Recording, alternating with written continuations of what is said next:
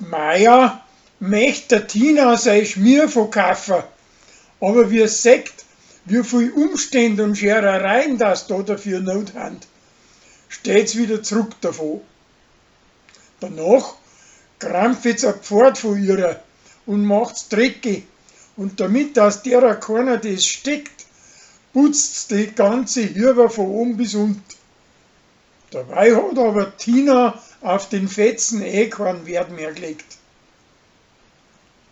Die Wirtsleute stöbern im Keller und im Speicher rum, und da finden sie ein altes Spiel, wo man sich da merken muss, welche Karten das an welchem Platz liegen.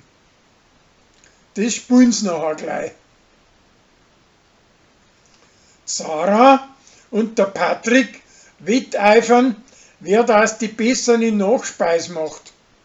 Für das suchen der Patrick und Sophia Blaubier im Holztass. Da setzen sie sich unversehens in einen Ameisenhaufen rein, und nachher müssen sie einen Fetzen ausziehen, dass die Viecher wieder loskriegen.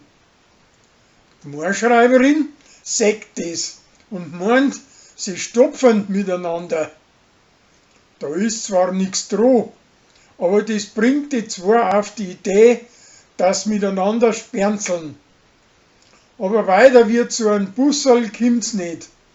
Und drum lassen sie es wieder bleiben und bleiben gute Freunde. Der Hubert ruft seine Leute zusammen und sagt dem preußischen Herrschbruder, dass er sein Vater ist. Wie der nachher dahinter kommt, dass sein preußische Gspusi das auch schon gewusst hat, wird er narrisch und bricht ein Auto auf und fährt damit gegen einen Baum, so dass er ins Spital kommt.